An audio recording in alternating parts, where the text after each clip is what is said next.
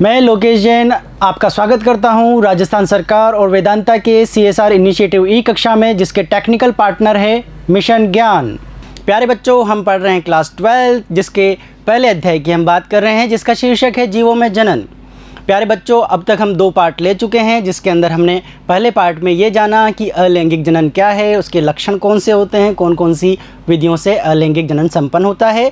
वहीं second part में बच्चों हमने ये जाना कि लैंगिक जनन क्या है, लैंगिक जनन और अलैंगिक जनन में क्या अंतर है, और उससे जुड़ी हुई कुछ शब्दावलियों को हमने ध्यान से जाना। आज हम बात करने जा रहे हैं लैंगिक जनन की विभिन्न घटनाओं के बारे में, तो ये हमारा शीर्षक है। चलते हैं आगे। लैंगिक जनन की घटनाएं। प्यारे बच्चों, लैंगिक जनन के दौरान होने वाली घटनाओं को हमने यहाँ पर 3 समूह में विभाजित किया है, जैसे कि निषेचन पूर्व घटनाएं, निषेचन और निषेचन पश्च घटनाएं। तो देखते हैं इन्हें। प्यारे बच्चों, निषेचन पूर्व घटनाओं को हमने फिर 2 समूह में विभाजित किया है, युग्मकों का निर्माण एवं युग्मकों का स्थानांतरण। वहीं हमने निषेचन पश्च घटनाओं को 2 समूह में विभाजित किया है, युग्मनज का निर्माण एवं भ्रूण का निर्माण या भ्रूण का विकास, जिसे हम भ्रूणोद्भव भी कह रहे हैं। प्यारे बच्चों, अब हम बात करते हैं सबसे पहले युग्मक जनन की। बच्चों, इस प्रक्रिया में नर एवं मादा युग्मकों का निर्माण होता है, और आप जानते हैं ये युग्मक अगुणित होते हैं, हैप्लॉइड होते हैं। प्यारे बच्चों, विभिन्न जातियों में निषेचन में भाग लेने वाले युग्मक परस्पर विभिन्न प्रकार के हो सकते हैं, और इसी आधार पर युग्मकों को 3 प्रकारों में विभाजित किया जा सकता है। तो ये युग्मकों के प्रकार है बच्चों, समयुग्मकी, असमयुग्मकी और अंड युग्मकी। अब हम इनके बारे में जानेंगे। तो सबसे पहले बात करें समयुग्मकी अवस्था। नाम से ही पता चल रहा है, समयुग्मक यानी कि युग्मक जो निषेचन में भाग ले रहे हैं वो समान तरह के हैं। प्यारे बच्चों, इसमें निषेचन में भाग लेने वाले युग्मक आकार एवं बाह्य संरचना में एकदम समान होते हैं। दोनों युग्मक चल अथवा अचल प्रकार के हो सकते हैं। इसका सबसे अच्छा उदाहरण है यूलोथ्रिक्स।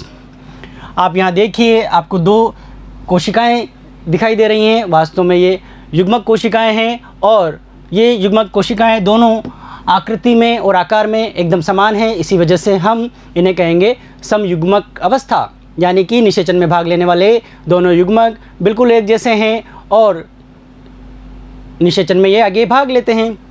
प्यारे बच्चों, अब हम बात करें असमयुग्मकी अवस्था की। नाम से ही पता चल रहा है कि निषेचन में भाग लेने वाले जो दोनों युग्मक हैं वो असमान आकार के हैं। जैसे कि हम ये कहें कि क्लेमाइडोमोनास की कुछ जातियों के अंदर एक युग्मक बड़ा होता है और एक युग्मक छोटा होता है। जो बड़ा युग्मक होता है उसे हम कहते हैं गुरु युग्मक, और दूसरे को कहते हैं नर युग्मक, यानी कि आकार में गुरु युग्मक बड़ा होता है और नर युग्मक छोटा होता है। इसमें निषेचन में भाग लेने वाले युग्मक आकार में असमान होते हैं। अन्य उदाहरण है स्पाइरोगायरा एवं क्लेमाइडोमोनास की कुछ जातियाँ। यहाँ पर आपको दिखाई भी दे रहा है, ये एक बड़ा युग्मक है और एक यहाँ पर लाल रंग का छोटा युग्मक है।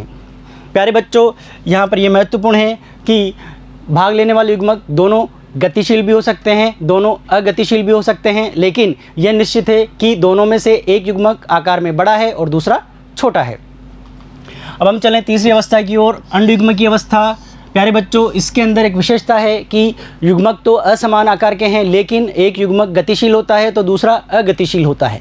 जो बड़ा युग्मक होता है वो अगतिशील होता है, जबकि जो छोटा युग्मक होता है वो गतिशील होता है। तो इस प्रकार ये असमयुग्मकी से अलग तरह की व्यवस्था है।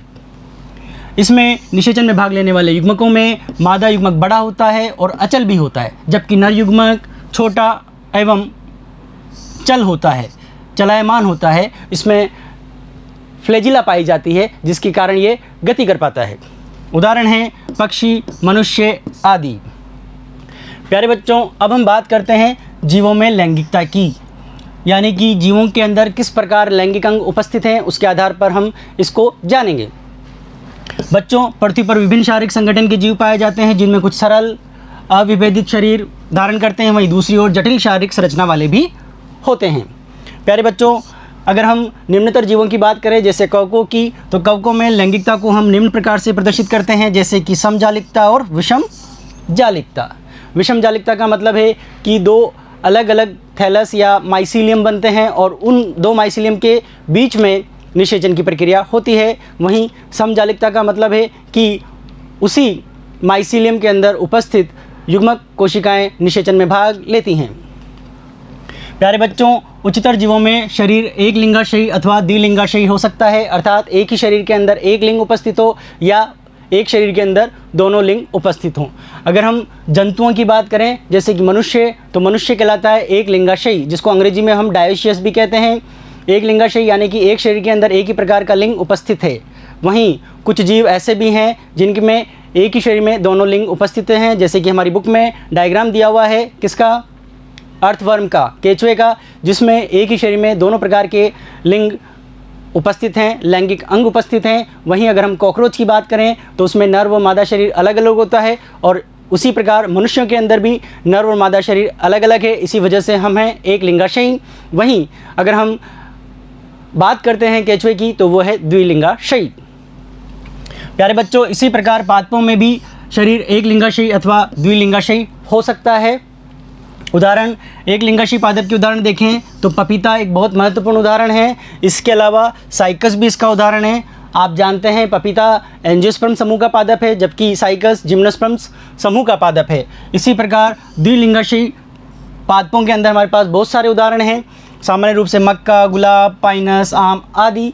बच्चों, ये पाइनस आपको पता है ये पुनः जिम्नोस्पर्म है। तो हमारे पास जिम्नोस्पर्म में भी उदाहरण मिल रहे हैं कि एक लिंगाशयी और द्विलिंगाशयी पादपों के। प्यारे बच्चों, इसी प्रकार जो इन पुष्पी पादपों के अंदर पुष्प बनते हैं उनके अंदर भी लैंगिकता में विभिन्नता पाई जाती है, जैसे कि एक लिंगी पुष्प या द्विलिंगी पुष्प। एक लिंगी पुष्प जिनके अंदर एक ही प्रकार के सक्रिय लैंगिक अंग होते हैं, वहीं द्विलिंगी पुष्प के अंदर दोनों प्रकार के लैंगिक अंग सक्रिय होते हैं। यहाँ पर देखें, अगर एक लिंगी पुष्प की बात करें तो उदाहरण है हमारे पास मक्का, लौकी, तरबूज आदि। वहीं अगर हम द्विलिंगी पुष्प की बात करें तो बहुत सारे उदाहरण हैं हमारे पास, जिसमें हमने यहाँ पर एक दो उदाहरण लिए हैं, गुलाब, आम आदि।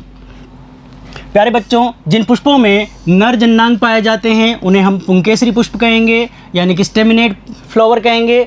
वहीं जिनमें केवल मादा जननांग मिलते हैं उन्हें हम स्त्रीकेसरी पुष्प या पिस्टिलेट फ्लावर कहते हैं। उदाहरण देखते हैं, मक्का, पपीता, लौकी, तरबूज आदि में पुंकेसरी एवं स्त्रीकेसरी पुष्प। यहाँ पर एक बहुत महत्वपूर्ण बात जानने की है, वो आप जानिए कि मक्का, लौकी एवं तरबूज आदि पौधों में पादप शरीर तो द्विलिंगाशयी होता है। पादप शरीर द्विलिंगाशयी है, यानी कि पादप शरीर पे दोनों ही प्रकार के लैंगिक अंग उपस्थित हैं, लेकिन इनमें पुंकेसरी एवं स्त्रीकेसरी पुष्प उसी शरीर पर अलग अलग स्थानों पर खिलते हैं।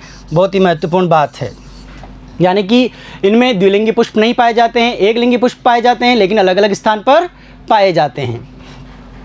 जबकि पपीता एक ऐसा पौधा है जिसमें पादप शरीर एक लिंगाशयी होता है, इस कारण इसमें नर एवं मादा पुष्प अलग अलग शरीर पे लगते हैं, यानी कि जो हमारे पुंकेसरी पुष्प हैं वो अलग शरीर पे बनेंगे और जो स्त्रीकेसरी पुष्प हैं वो अलग शरीर पर बनेंगे। बच्चों, आगे पढ़ते हैं हम युग्मकों के निर्माण के दौरान कोशिका विभाजन,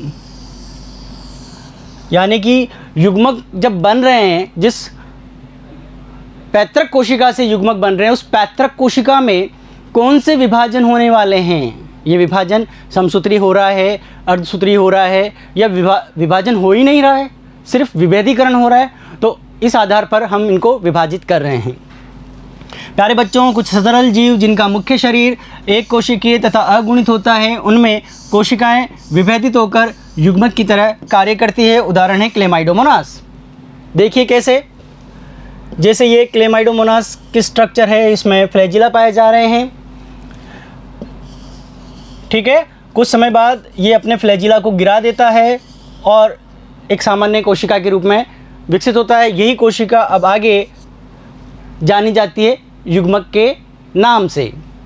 तो यहाँ पर जो क्लेमाइडोमोनास है एक कोशिकीय है, अगुणित है, और उनमें इन्होंने अपनी फ्लैजिला गिरा दी और फ्लैजिला गिराने के बाद ये विशिष्टीकृत हो गई, और इसी विशिष्टीकृत कोशिका को हम कह रहे हैं युग्मक। जबकि कुछ अन्य बहुकोशिकीय सरल जीव जिनका शरीर अगुणित कोशिकाओं का बना होता है, उनमें क्या होगा, उनमें सामान्य समसूत्री विभाजन से युग्मक कोशिकाओं का निर्माण होता है। उदाहरण है हमारे पास जैसे कि पेनिसिलियम। तो अब तीसरे समूह की बात करें, जिन जीवों का मुख्य शरीर डिप्लॉइड होता है, द्विगुणित होता है, उनमें अगुणित युग्मकों का निर्माण किससे होगा? अर्धसूत्री विभाजन से। क्यों? क्योंकि शरीर तो है द्विगुणित और हमारे बनने वाले युग्मक हैं अगुणित, तो निश्चित रूप से यहाँ पर बनने वाले जो युग्मक हैं वो अर्धसूत्री विभाजन से ही बनेंगे। बच्चों, उदाहरण की बात करें, उच्चतर पादप, मनुष्य आदि इसके सामान्य उदाहरण हैं। प्यारे बच्चों, जिन कोशिकाओं में अर्धसूत्री विभाजन होगा उन्हें हम अर्धसूत्राणु कोशिकाओं के नाम से जानते हैं, मियोसाइट्स कहते हैं। तो प्यारे बच्चों, ये मियोसाइट वो कोशिकाएं हैं जो खुद द्विगुणित हैं, लेकिन अब इनमें अर्धसूत्री विभाजन होना है, इनको हम नाम दे रहे हैं अर्धसूत्राणु। प्यारे बच्चों, ये वो कोशिकाएं हैं जो कि युग्मकों का निर्माण करती हैं। हमारी बुक के अंदर एक बहुत अच्छी सी टेबल दी हुई है और उस टेबल के अंदर विभिन्न अर्धसूत्राणुओं का जिक्र किया गया है, युग्मकों का जिक्र किया गया है, उनके अंदर गुणसूत्रों की संख्या को जगह जगह पूछा गया है। तो आप, अगर आपका कॉन्सेप्ट ये क्लियर है तो आप इस टेबल को बहुत आसानी से फिल कर पाएंगे। आगे चलते हैं, अब हम बात करते हैं युग्मक स्थानांतरण की। प्यारे बच्चों, ये तो हमें पता ही है कि लैंगिक जनन के अंदर युग्मकों का निर्माण होता है और निषेचन में ये युग्मक भाग लेते हैं, लेकिन युग्मक निषेचन में भाग लें इसके लिए आवश्यक है कि ये युग्मक परस्पर एक दूसरे के पास आए, तो उसी की हम यहाँ पर बात कर रहे हैं, युग्मक स्थानांतरण की। प्यारे बच्चों, जैसा कि हम जानते हैं कि 3 प्रकार की युग्मकीय अवस्था जीवों में पाई जाती है, जैसा हमने अभी पढ़ा है, वो है समयुग्मकीय, असमयुग्मकीय एवं अंडयुग्मकीय। प्यारे बच्चों, निषेचन के लिए संलयन में भाग लेने वाले युग्मकों का परस्पर संपर्क होना जरूरी है। कुछ जीवों में यह संपर्क शरीर के बाहर वातावरण में होता है अथवा कुछ में मादा संरचना के अंदर होता है। प्यारे बच्चों, शैवाल, ब्रायोफाइटा एवं टेरिडोफाइटा के सदस्यों में नर युग्मकों का स्थानांतरण जलीय माध्यम में होता है, जैसा कि हमने पिछली क्लास के अंदर पढ़ा है। प्यारे बच्चों, नर युग्मक सफलतापूर्वक मादा युग्मक तक पहुंच सके, इसके लिए नर युग्मकों का अधिक संख्या में निर्माण किया जाता है, उनको अधिक संख्या में मुक्त किया जाता है। बच्चों, पादपों में परागण प्रक्रिया में लघु बीजाणु अथवा परागकण वर्तिकाग्र पर पहुंचते हैं तथा बाद में बनी पराग नलिका में 2 नर युग्मक विकसित होते हैं जो कि आगे निषेचन में भाग लेते हैं। प्यारे बच्चों, एक लिंगाशयी जीव जंतुओं में युग्मक स्थानांतरण की विकसित विधि पाई जाती है। तो इस टॉपिक के अंदर बच्चों हमने ये जाना कि युग्मक जनन किस प्रकार होता है और साथ के साथ युग्मकों का स्थानांतरण कैसे होता है। तो बच्चों, अगले पार्ट में हम ये जानेंगे कि निषेचन एवं निषेचन पश्च घटनाएं किस प्रकार की हैं, यहाँ पर क्या क्या क्रियाविधि होती है। धन्यवाद।